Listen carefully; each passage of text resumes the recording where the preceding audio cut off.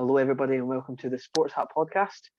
I have been given the honour of introducing tonight because of my warm personality. If you look up warm in the dictionary, it means not so hot. I'm going to go along with the last few weeks and tell you a bit about everyone. So we're going to start off with Bruce, being my brother. Until he was about 15, he thought his name was actually Shut Up. If we go on to James over there, hi James. He likes to pretend that he's smart, but he's not as smart as he looks. He just wears the glasses to try and get that across to everyone. You go to Martin now. Martin likes long romantic walks on the beach. And by the beach, we mean to the fridge and back to the sofa. Mitchell, his life story is the endless battle he faces from trying to elevate small talk to medium talk. And then you've got Shahan. Now, Shahan, he's not lazy. He just likes to rest before he gets tired. So that's a little tidbit about everyone. So that brings us very nicely onto our first topic, and an eventful week of sport, and that's we're going to talk about the incident which happened on Thursday night at the end of the Rangers Slavia Praha game, where Glen Kamara suffered alleged racial abuse, which Slavia Praha have denied. They're saying that there was explicit words used, however it wasn't racial. I'm going to go to Bruce to start this one, with him being the resident Rangers fan to show up to the podcast this evening. Bruce, what's your take on it from obviously a supporter's point of view? Well, first of all, before we go on to the serious matters, I feel that it's a pleasure and privilege to be the only resident Rangers fan that attends every week. I take that with it's a proud moment. But first of all, it's absolutely ridiculous. At the end of the day, we're in 2021. Racism in sport, racism in general should not exist, should it?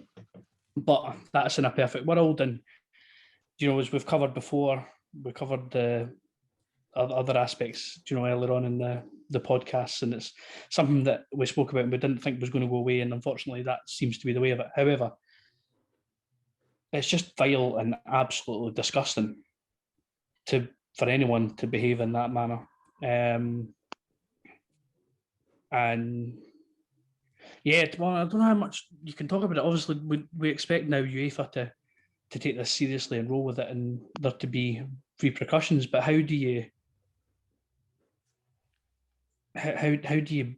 prove what's happened as such?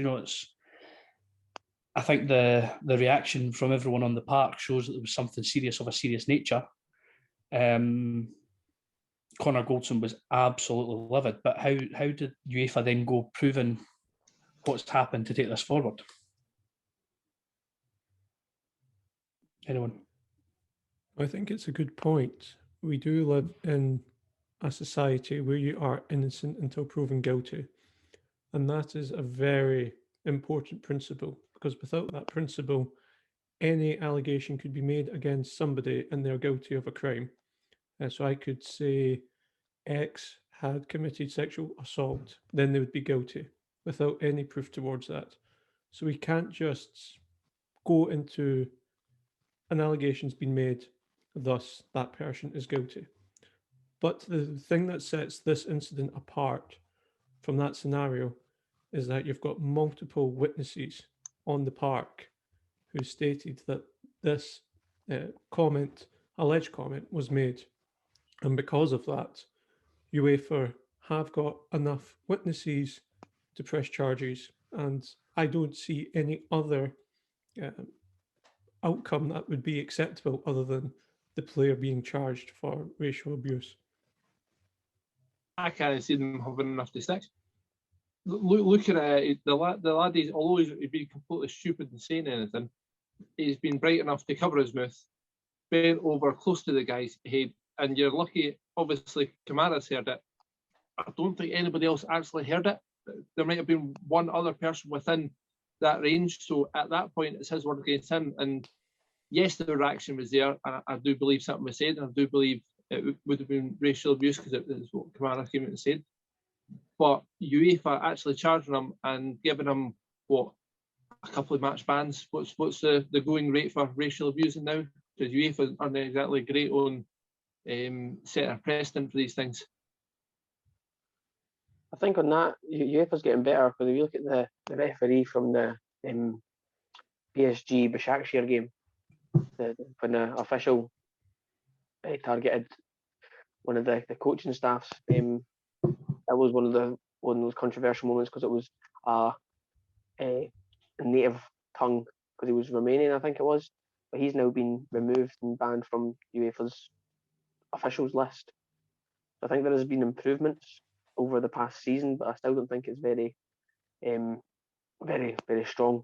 But to go in with what James, just to ask James a question, because obviously I'm guessing you were watching the Old Firm game that was on today, where Scott Brown very rarely will I ever speak highly of Scott Brown, but for him to go over and acknowledge Glen Kamara at the start of the match during the warm-ups, I thought it was a very admirable thing. But also for both teams to stand before the kickoff, do we think that that's due to the impact of the taking the knee not having an effect? It's a gesture, and that's what it is. It will make absolutely no impact in tackling racism in the game and in wider society. And rather than taking the knee, taking a stand, I'd much prefer if the governing bodies actually implemented policies and punishments to tackle racism rather than the token gestures that have been given. Well, according to me, I think the right step should be a complete kind of suspension from the game. Like, you should never be allowed to play football again if those allegations are proven true. But I don't think that that extreme of a step would ever get taken in football. Don't see it happening. No, you've got to take it two different ways. I mean, he'll have a lawyer who will have a case to go away because nothing didn't get a mic, they didn't get anything. So he'll have a lawyer sitting there rubbing his hands together because he's got so many things that he can put in court against it if it comes to that. But even if it was on record and a player did say it, I mean, nothing. Who was the boy who Zidane headbutted? Nothing ever happened to him. Maharasi, nothing ever happened to him for the comments. He said that was the racist, but it was still pretty harsh. But I'd like, unless an extreme step like that is made, I don't think anyone's ever going to change. I think it will always stay in the system. UEFA still believe that Rangers still exist. That's how bad UEFA are. But the problem with UEFA is they do this constantly. They'll go with whatever's easiest, whatever's going to bring more money in, whatever's going to work best for them. If it's not going to suit them to sit and have a tribunal every couple of weeks, because obviously they'll cover, I don't want to say the more racist countries, but there's countries where these things happen more than not. There's countries where it does happen a lot. And because it was a flagship event that it happened in, well, not quite flagship, it's only UEFA, Europa League. But because it happened on that stage, they have to do something about it.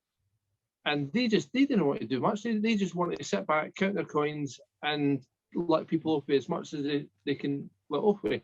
I can't see them doing anything. Well, actually, along that line, you look at other decisions UEFA and FIFA have made when it comes to like financial fair play. They've tried to make a statement. The statement's then backfired on them, and then they thought, oh, we've got a second bite of the cherry, let's go again, only for coach to go, no, you've done that already, you can't bring it back again. And they've kind of lost their authority. Yeah, it was City that happened to. And UEFA and FIFA have just I feel they've lost their authority and respect from fans and that, because you look at, I think it was England during when they were playing Hungary, I can't remember how many years ago it was for one of the Euro qualifiers or Nations League, I think it was Euro qualifiers, and they went, oh, Hungary have had race abuse. Okay, there's going to be a limit of 1,000 fans in the stadium and a fine of like 20 grand, I think it was, for a full country's football system. That's not a lot. And then it still happened, and the players stopped. And then the question is, do they abandon the game and award it to England? No, they kept it playing. They just kept on pausing it every so often when there was too much racism. It's like, they've not got the spine it's shown to take a strong stance, and that's what's hurt them at every step when it comes to these situations. That was when they were trying to implement the new kind of 3-step policy that I've not seen implemented since that game in particular. Doesn't it?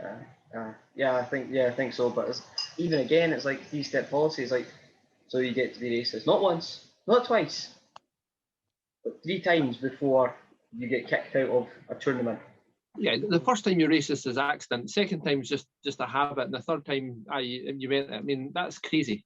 Even the first time being racist shouldn't be it's not an accident though. Aye. Like you meaning it. If you're saying you're meaning it, and if you don't mean it, then it wouldn't come out your mouth essentially.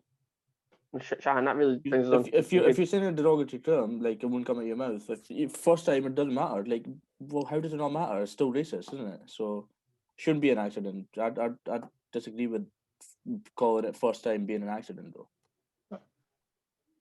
I think that brings us on quite well to the next point, in the sense that after the game there was the social media abuse against, Bruce might be able to correct me if I'm wrong here, but I think it was Ruth. Roof, yeah, on Instagram. So, and I know this is something that I know Mitchell has spoken to us individually about in terms of privately, but social media is becoming a much bigger platform now for this to happen, and it's, again, a lot of footballers in particular are being targeted and coming out and condemning it.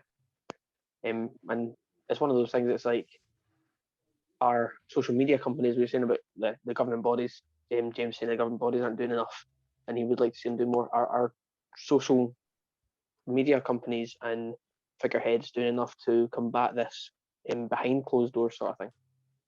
So, Gav, if it's all right to come in on that, I think it was a couple of weeks ago, James, you'll be able to correct me, but we did a feature on social media a few weeks ago now, and I was quite condemning of the companies behind social media, because there's a lot of keyboard warriors out there, and it's all right for them to hide behind a computer screen apparently and give everybody dogs abuse. And back then I remember saying that social media is not being used in the right way, and then Martin decided to defend social media as he does. But yeah, it's not right. Do you know, if you wouldn't expect somebody to say something on the street, then why should they be allowed to say it behind a computer screen? Because it can be masked, because they can hide, because they think they can get away with anything, because they think they're just untouchable. It's absolutely wrong. I think the problem is just where Bundy jumps in. The problem is there's a number of people who are that they are just the keyboard warriors. They're saying it because they're behind their screen. But the worrying fact is there's still a surprising amount of them who type it only because they're not in the stadium to shout it. Like, it does become an issue of person. It becomes an issue outside of sport at that point. That's a very good point, Mitchell, because I remember when I was at a Hearts, I think it was Hearts Celtic actually, at Tynecastle, and one of the fans, he was about 4 or 5 rows back from me, shouted a vile, disgusting thing targeted towards a Celtic player, and all of the fans around him, I mean, a good, probably about 1,000, I would say, if not at least 500, turned around and were giving him pelters, and the steward stood back and did nothing about it. And one of the stewards himself was actually black, and they did nothing. He could see he was visibly touched by that, like affected by it. I think that's a very good point. The fact that they're not there to say it in person, they're finding another way and another means to kind of get their sort of opinion or point or frustration or however they want to try and excuse it across. Well, like, the thing is, not even defending like social media platforms, because the max they can do is literally shut down an account or stop from a tweet going out. But you shut one down, there'll be 100 more that would that the person could make. Do you know what I mean? So Shahan, there's no laws. Is that what you're saying? There's no laws to stop these people? Because I'm pretty sure there is. I'm pretty sure there's acts in place to stop abuse online. Right. So they can be reporting them. They can be reporting them. Well, they have all the information for the account. You can get access to IP addresses. They can report all this onto the authorities. So why is it not getting done then? Well, I don't know, but you're the one that's saying that all they can do is shut down the account. There's access to IP addresses that they can pass on to authorities. I think the for what the police have to do, the amount of comments that you're getting, there is. I remember there was a 14-year-old or something that was done for it because the comments he made. But if the police are tracking every single racist comment that's reported, they'd have to employ thousands to try and cope with that sort of demand. Well, that's all right, Martin. We'll just brush it under the carpet then, eh? Oh, not that it's all right. All right, there is a point of dealing with it. It's not brushing it under the carpet. It is, there's so much, and it's not just within sport.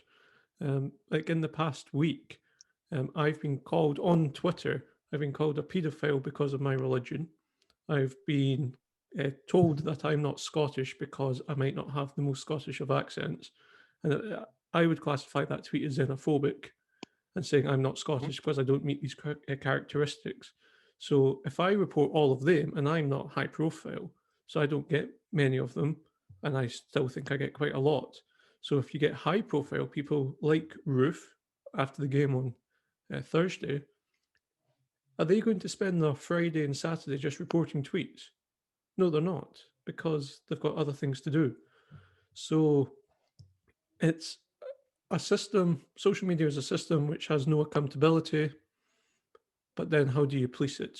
The police have too many other things to do to go through every single tweet and say this one is a crime, this one's not. And then the social media companies, if they decide what is abuse and what is not, then I think that's pretty petrifying, because social media then becomes a publisher, which then makes them legal for lawsuits and so on. And it gets very messy very quickly. The best solution, and it's the one that won't bring immediate results, is education and people taking responsibility. And there's like the end point is that like we need to try to change people's mentality. Said that previously, I think when we were talking about the social media issue, that unless we change people's mentality, this stuff is always going to happen. Like even like tiny things like referring to Chinese as a derogatory term or referring to corner shops as a derogatory term. Until those things are getting done, they're going to get embedded into the next generations to come if people use that as normal terminology. So who's the buck stopping with you? I think it's a very good thing to say that it's as James has said, as Shahan said, it's as a society is an issue, and that the best way to go across it is to educate and to kind of progress that way through education programs. And as James said, it will take a while. So just to wrap up this topic, my final question is: do you think that Slavia Praha, going back to the start of the topic about Glen Kamara's alleged racial abuse, do you think that there will be any punishments from UEFA with regard to this? Yes, but it won't be anything like kicking them out of the tournament. It'll be a fine, and the player gets a suspension. I don't think there will be. I think Martin said it. It's been sent to Glen Kamara, and it's a case of it's one man's word. I agree with James and Mitchell there. I think it's going to be a couple of game suspensions for the player probably, and a fine, and that's pretty much it. I think there'll be nothing. I think UEFA will put an investigation together. They'll have an argument against it, and then they'll just bow away like they always do. What I think should happen and what's going to happen is two different things. UEFA's useless. They'll probably not do anything. If it was me, chuck Slavia out, put Rangers straight to the final, job done. That's a very good final point. Unbiased comment there, Bruce. Glad you. So to move on to our next topic, was one that was suggested by Martin, talking about who and why we think that X, Y, or Z is the best defender since the millennium, turn of the millennium. Then we'll go into Martin to introduce us and to lead us in this topic. Right. Well, there obviously the it's been said quite a lot about certain defenders being the best. It's actually been said a lot about this season. There have been points about Stones and Diaz, they two doing really well this season. Obviously, far too early to say that they're up there with the best of them, because they've only done it for 6 months. So I see with defenders for the formation that most teams play, it kind of works in partnerships, and it's how well partnerships work together. So for me, I want to go around and just touch the water with everybody and see who they think the best sort of defenders are.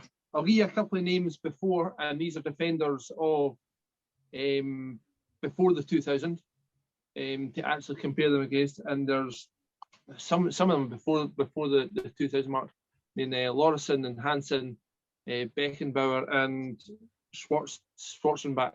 There's some of them are major defenders. So has anybody got a pair of defenders or a singular defender that they think that can be named in the same sentence as they do? Alim Ozturk, because he scored a cracker of a goal for the halfway line at Easter Road. Miss it. Firstly, Martin, unfortunately, I don't know any of those defenders you just named. But I would say Franz Beckenbauer. Mate, I was not in this country and therefore not following football until 2012. 2012? No, 2008, sorry. Forgot when I came to this country. So only 4 years difference. See the pundits that they tell you, they actually used to play football. Some of them. Gary Lineker once shot himself and wiped it on the pitch. Yeah, Gary Lineker was never booked either. But anyway, Shahan, on you go. I've got two. Terry, because obviously being a Chelsea fan, just the amount of trophies and tournaments that he's won with the team, and his presence was felt by everybody in the back. So John Terry for me, or Sergio Ramos. They're my two. Well, I'll ask probably the two Chelsea fans, because they'll both say John Terry. Is it John Terry and Cannavaro or John Terry and William Gallas? Terry and Carvalho. Same as Mitchell. Yeah, I'd have to again agree with that, because undoubtedly they were a stronger pairing. Gallas had a tendency to make a mistake here or there. We'll say we'll be nice about it. We won't say anything untoward. There's a reason he got shipped out. He got shipped out to Arsenal for Ashley Cole. Mainly because Ashley Cole is outstanding. But hey, yeah. James, what do you think defender wise? I'm going to go outside of British football, and I'm going to say Maldini and Nesta for AC Milan. I saw them play once at Parkhead, and even though Celtic won the game, the defence of AC Milan was absolutely immense. They had everything you want in a centre-back. Bravery, determination, aggression, could play on the ball, bit of pace, particularly acceleration, and could tackle, man mark, everything you want in centre-back. The both of them had it, and they actually complemented each other. So I think by far that's the best centre-back pairing that I've seen. You can see with Maldini had a couple of partnerships before that as well, and obviously I think they sort of drifted into before the 2000 rage. One of them was Tassotti, but Maldini seems to be one that no matter who he was paired with, seemed to be one of the best. No, I think that just speaks volumes about his game, how just good a centre-back that he was. Anybody else got Bruce, you got one? Well, as we all know, Connor Goldson's just amazing. But it's interesting, Martin, when you speak about Beckenbauer, and I could be wrong because I didn't really watch football in the 70s, but am I not right in saying that although he wasn't a very good manager, Betty Vokes was not too bad at the back? Betty Vokes was actually too bad at the back. No quite I couldn't but he rattle off wasn't any stats for it, but there was a few players of that ilk. But We've been talking about partnerships thus far, but I think one defender who hasn't been mentioned, Carlos Puyol. probably, well, Carlos Puyol is one, but not the one I was talking about. There is his Does he play for centre your back. team by any chance? He used to play for my team. So doesn't currently play now. His partner in defence at my team was Effie Ambrose, but Virgil van Great Dijk. player. Virgil van Dijk is just a different quality of football player in my eyes. And I try and take my bias glasses off, but he strode it at Parkhead, he strode it at Southampton, and he strode it at Liverpool. And every team took a step up with Van Dijk in them. We've seen Liverpool's fall from grace this season with Van Dijk out of the team. And I just think Van Dijk is just a different player. One attribute that you want in a centre back that he doesn't have. James, I think you should try taking your green tinted glasses off. You say that about Van Dijk, but he was playing for Liverpool when Aston Villa scored 7. So that wasn't because of him that Liverpool are pissed this season. Liverpool are just pissed this season. Scott McDonald scored against Nesta and Maldini, so we just threw them out. Van Dijk, I do think there's a comment that goes with him quite a lot. It's the Rolls Royce. He just seems to, like James says, stroll the game.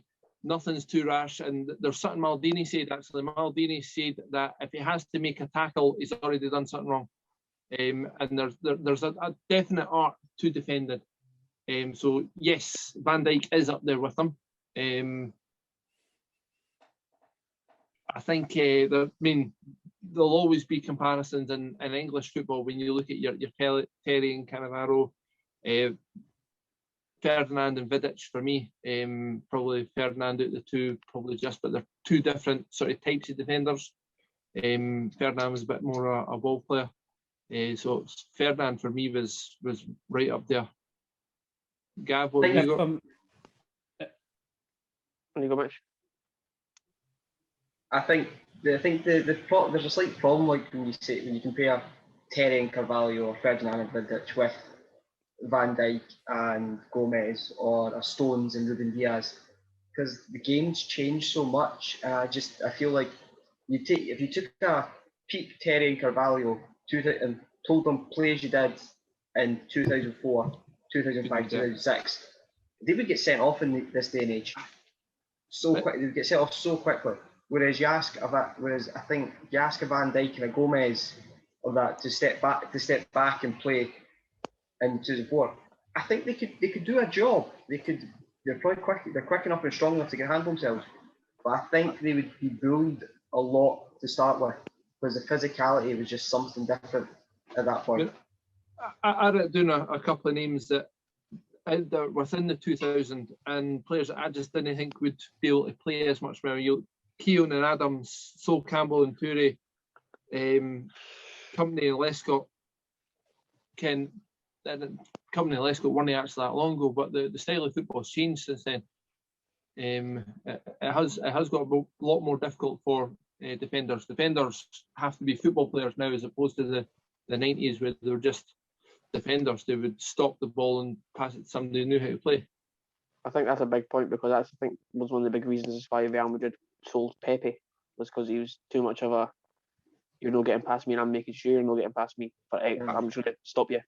But like you're touching on my opinion on the Chelsea matter, but in my opinion, in terms of the whole thing, I've already said his name, Carlos Puyol and Gerard Piqué, I think was one of the best defensive partnerships in the modern era under Pep Guardiola. That's when they started kind of dominating.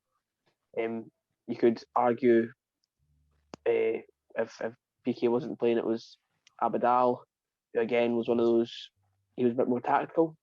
But Puyol I think he's a god. He's brilliant. He just defines defending in terms of his, same way that Mitchell was saying about Terry. He's present behind the scenes and on the pitch, very vocal, never say die attitude. I saw a picture of him a couple of weeks ago, and it was something about him having to climb through something to get a football that went missing, and his legs were all cut. But he did it, and he kept going, kept playing the game of football. It just speaks of his character. I've got a thing about Puyol because I don't think he's that great. Technically, I don't think he's that great. But what he doesn't have, in that sense, he makes up an abundance just by his attitude, his desire, his determination, and you could see that if a player like Van Dijk had his sort of attitude, not that Van Dijk's attitude's bad because Van Dijk's a model professional, but you just, with Puyol, he's a born leader. I saw a couple of things. I think it was him and Piqué. Piqué's sort of picking up a lighter and showing it to the ref, and Puyol's taking it off him, throwing it behind the goals, and telling him to go pick up his man. Ken, didn't worry about anything else. Do your job and get on with it. And he's the first person to go through someday. Didn't miss time tackles that much, but it was his heart and his determination, I think, made him the player. He reminds me of what you said a couple of weeks ago, or I can't remember being last week, about making sure that your man knows who you are. Is the first 5 minutes, make sure that they know. And that Puyol was that guy who's like, I'm here. Good luck today, my pal. Well, if you're gonna, that's what I was gonna say. If you're gonna mention Puyol, you have to mention Sergio Ramos then, because and for Real Madrid, he's literally been a rock. He's been there pretty much from the start. Like, he's always there. He's in late 30s now, and he still looks like in the best shape of his life. So he has to be up there as well. I mean, how important is it for a defender to be scoring goals as well? Because there is, I think, within most of the defenders that we've talked about, some of them have scored a few goals as well, attacking the ball in the opposition's box to get goals. Do you Van put Dijk that scores as a part of, free kicks at Easter Road. He did. Ali Mosford, of course, in the halfway line at Easter Road. Easter Road's featuring a lot in this topic, eh? It's a mishit, that one. I'm sure that was a mishit. Well, I'll tell you, we had Stephen Tweed and Darren Dodds. So I didn't even mention them today, but they were great defenders. Darren Dodds also played for Falkirk. He did. So did Stephen Tweed, I think. So anyway, what do we think? Do we think that's an important part of defenders' game now, to be able to go and add to the points, or is it basically do your job, defend? I think it's natural to be an aerial threat in terms of you get them up for corners, you get them up for free kicks, but then the same can be said about strikers in getting back for free kicks and back for corners, because one of the best defenders that Chelsea had from a corner was Didier Drogba. So it can be the exact same thing about being an aerial threat, making sure you command your area in those set pieces. So I think it's just a natural thing that comes with the role. I don't think it's an important aspect of their game, or needs to be. I think for defenders, if they're just doing their job properly, the rest is just kind of bonuses on top of it. The defenders have two jobs in the modern game. One, keep the ball out the net in their side, and two, be the foundation of the attack by being able to spray the ball not only across the defence but amongst the lines. And as long as they can do that, you've got yourself a good centre-back. Obviously, Martin talking about partnerships and always being in pairs. What do you think now, like modern era, what do you think of? Do you think there's any centre-backs that are like just made for back threes? So personally, Chelsea, you look at someone like David Luiz, obviously now at Arsenal as well, playing in a back three, he looks a different class of player. Same with Andreas Christensen, looks so much more comfortable. But then you look at, say, England, and when they tried to start playing the back three, they looked so unnatural, because none of them really were confident, like, how does this work? Until you brought in someone like Connor Cody to please sit in the middle. Mitchell, I have the perfect man for your question. Shane Duffy. If it's a Rangers player, you're getting muted. No, Shane Duffy. No, he's a Rangers fan, so he's going to talk about Celtic, obviously. Well, yeah, Shane Duffy, his best position is left back in the changing room. To steal Gavin's insult from last week. To talk about, I didn't want to get on to Shane Duffy because we're talking about the best defenders, but there's always defenders that aren't suited to a team. unsuited to an ethos, unsuited to the style of play. Duffy isn't I'll put suited this to back to sport. Hibs again. Hibs had a defender, Shelton Marcus, and he was a liability because every time he tried to pass it to the back, he gave the ball away and he ended up getting dropped. About a year later, he was at West Brom playing in the Premiership because I think he was under Pulis at the time. Not a football player. When the ball get up the pitch, and he couldn't make it at Hibs, but he made it in a Premiership team because the style of football is completely different and it was something that was suited. That may be the point of Shane Duffy as well, where Celtic are expected to play a certain style of football. Brighton, the defence, well, I'm assuming before the current manager went in, the defence were kicking up the pitch, and the reason why he got loaned out, because you didn't loan at your best defenders, is because he didn't fit in with the style of football that the manager wants to play. So that just because the defender is pish for one team, it doesn't make him going to be pish defender. It just means he doesn't suit to the style, and that gets on to the three at the back comment that Mitchell makes. It's a different formation, there's different rules, there's different roles to actually go into it. And for a player who's always played two at the back, usually they'll have one attack and one sitting. For a player who does that, to then swap to something completely different, it's something they've never done before. So unless a team's coached it for months and months and months, like it Wolves with Conor Cody, who's able to sort of sit in there three, other defenders just can't cope with that. So to wrap it up, quickly, once round, best defender, and a quick reason why, unless you've already explained. James, I'm assuming you're going with Van Dijk. Van Dijk, Efe Rolls-Royce. Not Efe Ambrose. A close second. Close second. I like Efe Ambrose. He just rolled games. Mitchell. Despite not saying it, I'm going to go with Rudiger. I've liked him ever since his days at Roma. He works great in a three, and he can play as a two, and he's very aggressive. Shahan. Sergio Ramos. Ramos, good shout. Yeah. Bruce. I'm disappointed by your lack of candour, boys, because as we all know after seeing me at fives, that it's me that should be up sharing the limelight with these boys. But I think I might go with Gav and go with Puyol on that one. Yeah, it is difficult to get around you. Gav.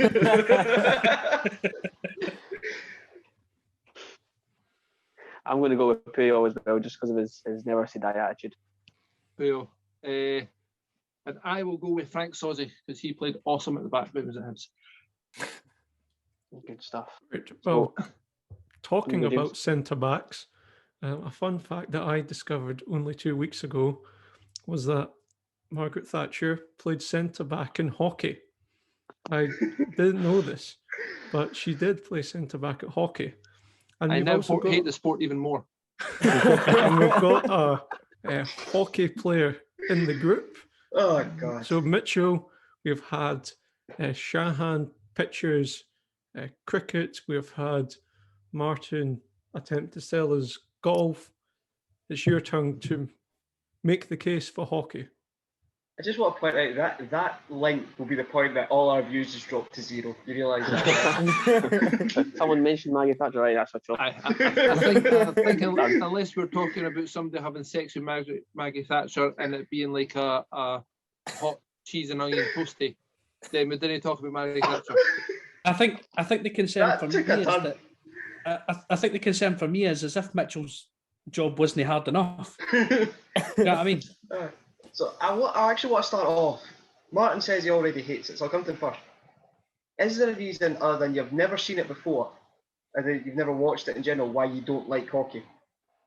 I used to always get told off at school during PE when you use both sides of the stick. It's a stupid rule. Don't like it.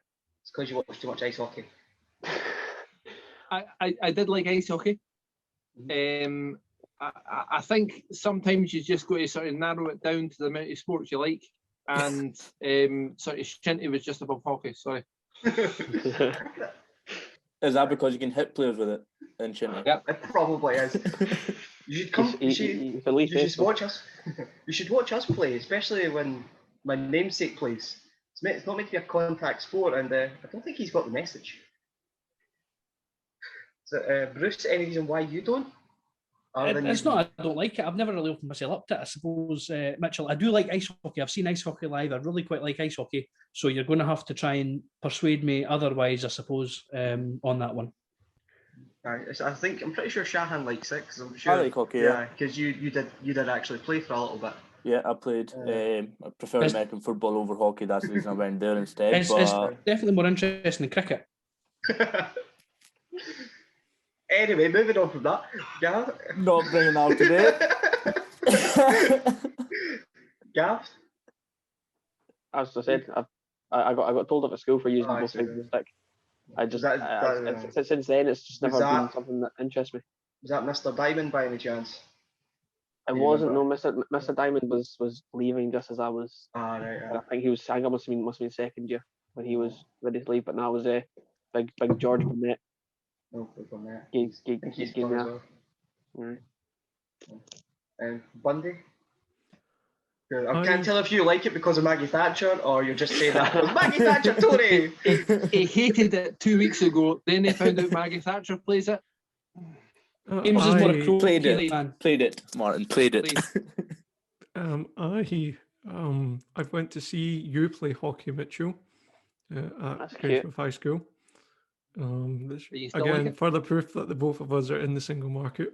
That's how we spend our Saturday mornings. But have you seen women hockey players?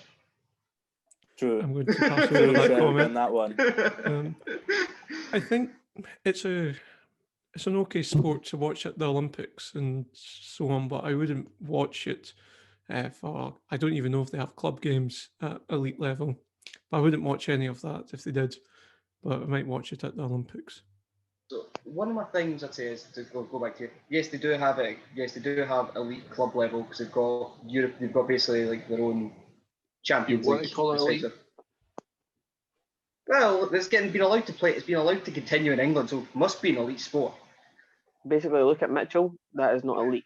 Oh no, I am nowhere near like the way it works in Scotland. You've got three tiers effectively. You've got the National League, which is. I'm not talking about the COVID system, Mitchell. I'm talking about hockey. Ironically, they almost work very similar. You've got the national system. You've got the national leagues 1, 2, and 3. 1 being the top, obviously. You've then got the regional, or should I say central, which is basically just which is a sort of tier below. It's for all the teams that have a second team that isn't quite good enough for their first team, basically. And then you've got the regional leagues, which is what I still play, and hence this athlete's physique. So the 30 people that play that sport in this country fit in the 3 leagues. There's more than 30, I can assure you that one. Mainly because I think there's about 9, if I'm right, there's at least 30 men just in my club alone.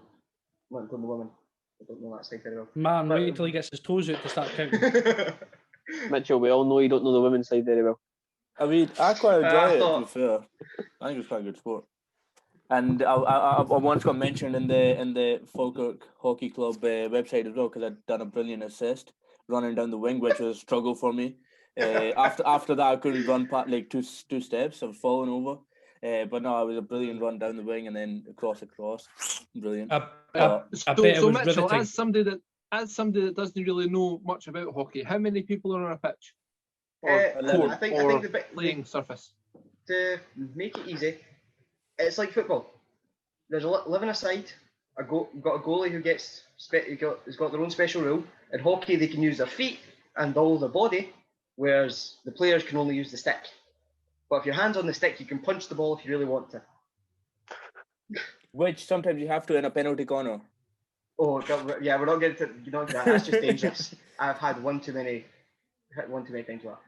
But yeah, it's like football. And I can't remember the stat exactly, but the stat was over a 90-minute game of football, the ball's in play for about 45 to 50% of the time.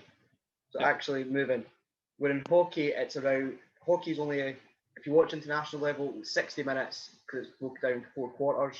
It is 60 minutes. I thought it was 70 minutes. My bad. Yeah, outside the top leagues, it is 70 minutes, 35 each way. and the ball's in play 80% of the time, and it's just a lot quicker paced. Because in football, you get a free kick. To get a quick free kick, you have to get the ball in place, get the player up, and then put the ball down, make sure it's stopped, make sure the ref says it's okay, and then you play it. Hockey, if you get the ball to the spot, if you had a foul, if you stop the ball, you can take it yourself and start running. And the best part is, if someone's standing in front of you, you can run straight at them and get them set and get them carded so they get sent off. Did Not not make Does that it. come It's under the not very bracket that we fair. spoke about? Does that You come just under the make bracket up that we your spoke about last week? The cheating?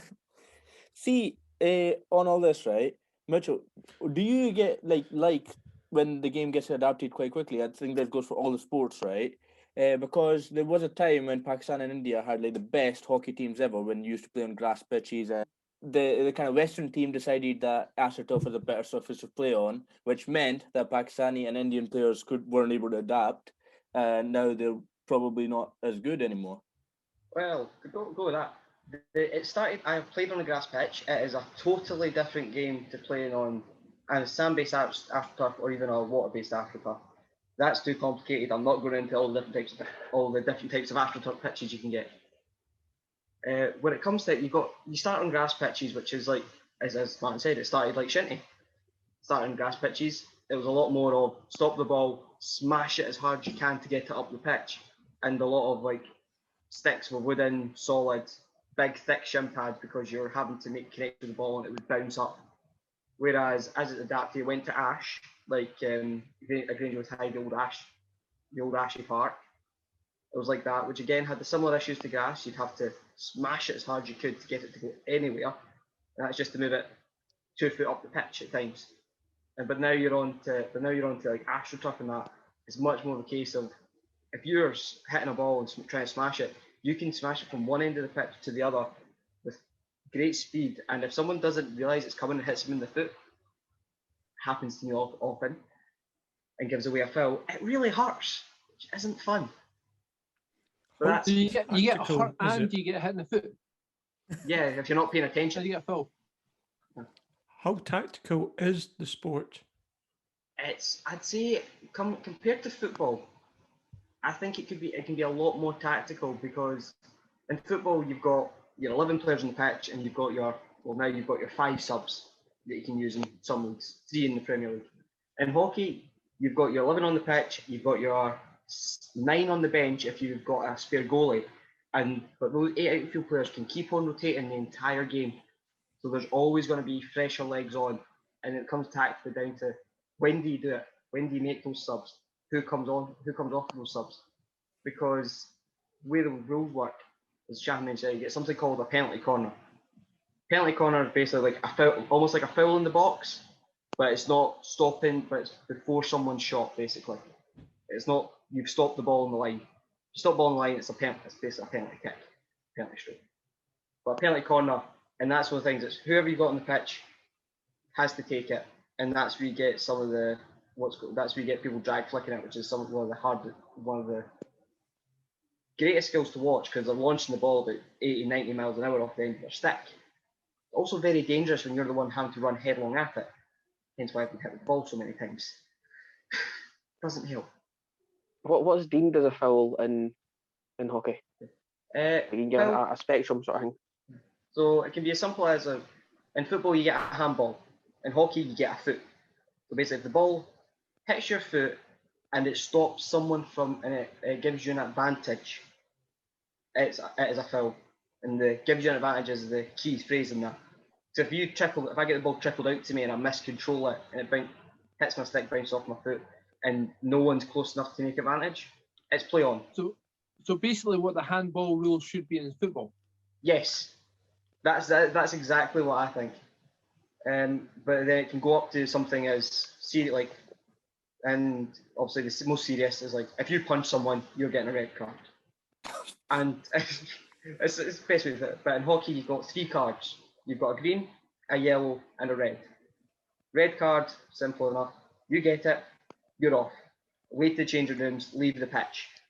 And the umpire there's 2 umpires, and they can both instruct you to actually leave the pitch, because obviously they play like Grangewood High, like in those cage, and like the like the cage effectively, some pitches like that, they can actually ask you to leave there and go straight back to the dressing room, just so you're not causing it if you're still continuing to mouth off.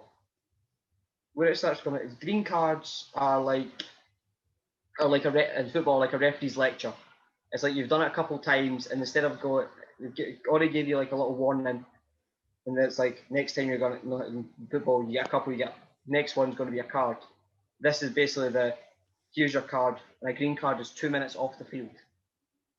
So that's 2 minutes, your team's down, and then when you come back, and obviously it's umpire controls it and lets you come back on. Yellow card is for, again, persistent fouling like that, or if you're just make a very cynical challenge. And depending on how the umpire sees it, you can either sit on the sin bin for 5 minutes or 10 minutes, depending on the severity. The difference to football is it doesn't stack. So if I was to give Gavin a yellow card for persistent fouling and give him 5 minutes in the bin, if he keeps on coming back on, kept on doing it, I could give him another yellow card and give him another 10 minutes and give him 10 minutes in the bin that time. It doesn't go, or give you a yellow already, that's you off, you've got a red. It doesn't have that build up.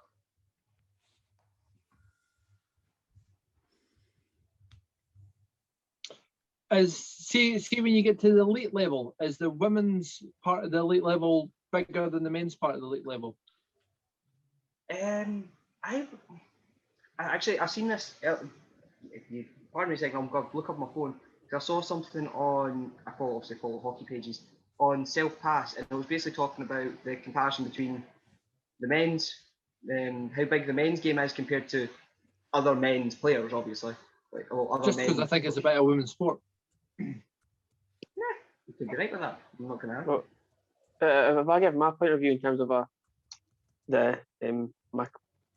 altercations, if you want, interactions with hockey, has been anything about female hockey. It's been Mitchell saying about it being on TV, like what James said about Olympics. That in terms of male hockey, it's been standing in a pub with Mitchell and him saying, "Oh, that's a French hockey team," and just going into a mass. Mitchell, moment. I should have brought the medal down, shouldn't I? Still got it. You should have. Mitchell.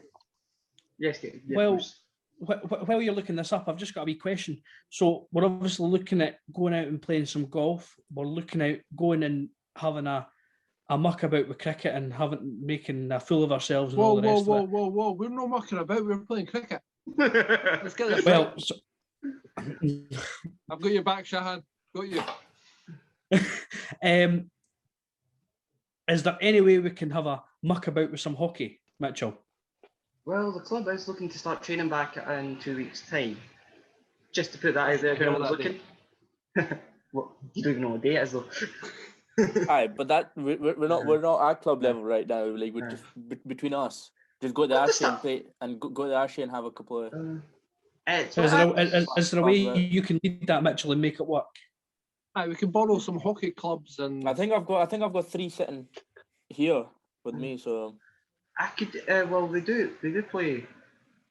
I know the hockey. I know the club. If things are allowed with COVID, I know the club are trying to get training back up, and I know that's quite a big jump.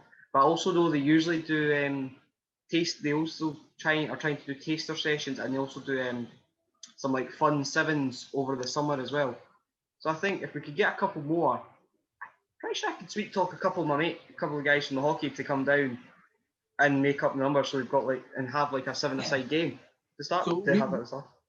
Why don't we enter with the 7 of us? Obviously, Bob might not show up, but there's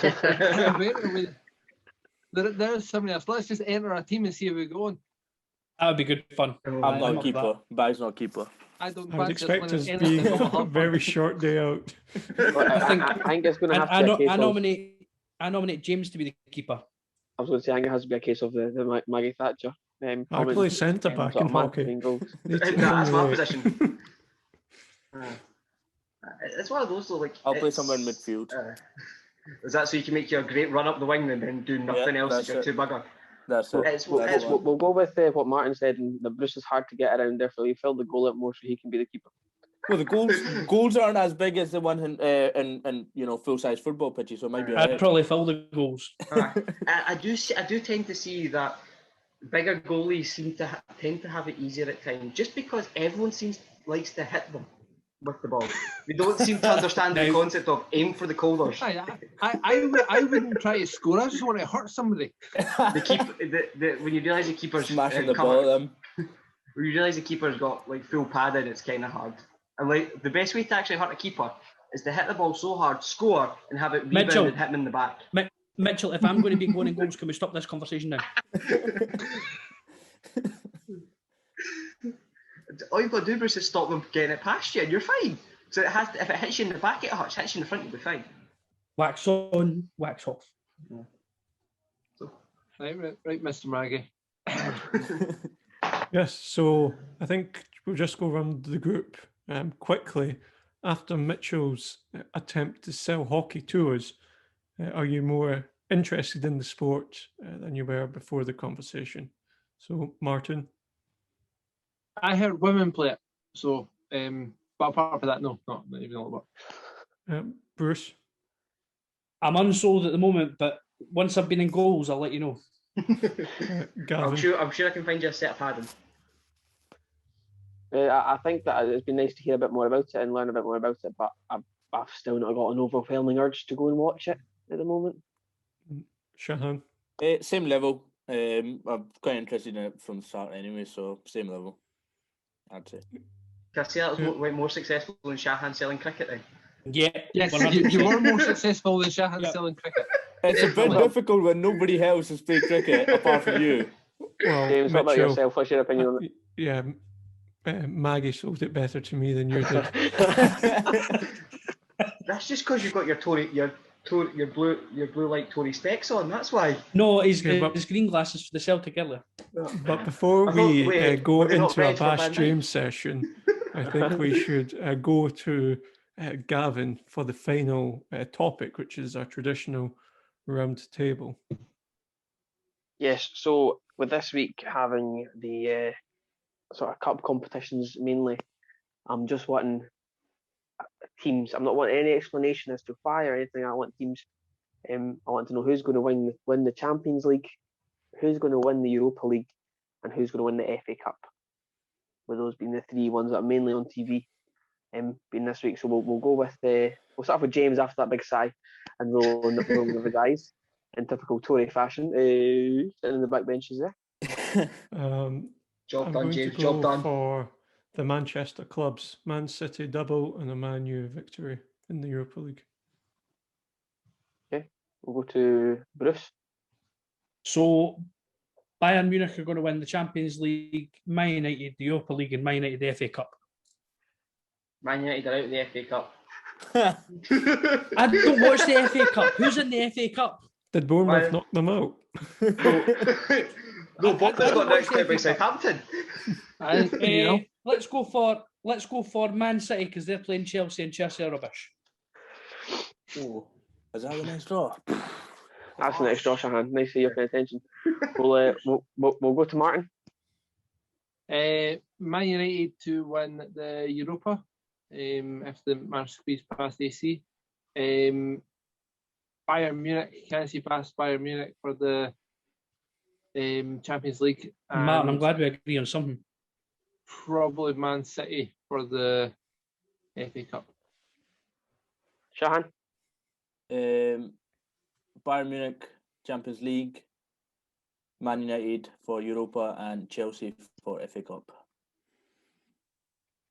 Mitch? We'll go for Champions League. We'll go see PSG. I fancy the team and I fancy the form Keylor Navas is in to save them against Bayern. For FA Cup, I'm going to go with Chelsea, and for Europa League, I think I kind of have to go with Man United. You don't have to go for Man United. There's no really another team that kind of go, yeah, they've got the quality to win it. I think I'm going to have to agree. I think everyone said Man United for the Europa. I'm going to have to go with This is Sparta Prague, for fuck's sake. It was Slavia, actually, not Sparta. But that's in our discussion, Neil Lennon over there. It was one of those things where, as Mitchell said, if they can improve their consistency in the Europa League, it might work. I'm going to go with with Chelsea to do the double because I want to see it happen. Probably won't, but I want to see it happen.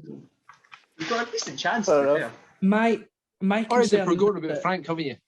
I've not forgotten my about Frank. concern is He's that had a lovely baby boy. I'll have you know. Congratulations my to Frank concern is Lampard if he's that watching that out there. Mitchell fancies PSG. The success rate of anything Mitchell fancies is slim to none. Time will tell, Bruce. Time will only tell how true that statement becomes. Oh, Wow. That sounds like gossip for after recording has finished. But so we can ensure that we do not forget, we're just going to wrap up the episode there. Can I Thank you just for watching. jump in and say, I No. don't have to buy anybody pints because Rangers didn't make it through. Very apt after one of. It's your turn to pay for a round, though. You still have to buy a round. It doesn't take away the fact that we buy rounds and. Aye, there's 3-4 free don't have rounds to for buy me the first, first one. anyways. There's 3-4 free rounds in front of me, anyways, so it's fine. Also, I love how he had to bring up Rangers heartbreak after we talked about them suffering racial abuse. Come on, It's that's shocking. sensitivity. Well, On before that we note- descend into another conversation, I really want to hear Mitchell's gossip, so we're going to wrap up there. Yes, let us know what you think about the podcast. We're now a couple of episodes in, so it'll be good to hear your feedback. Follow us on Twitter, like us on Facebook, and make sure to subscribe to the YouTube channel as well to keep up to date with all the latest from the Sports Hub podcast.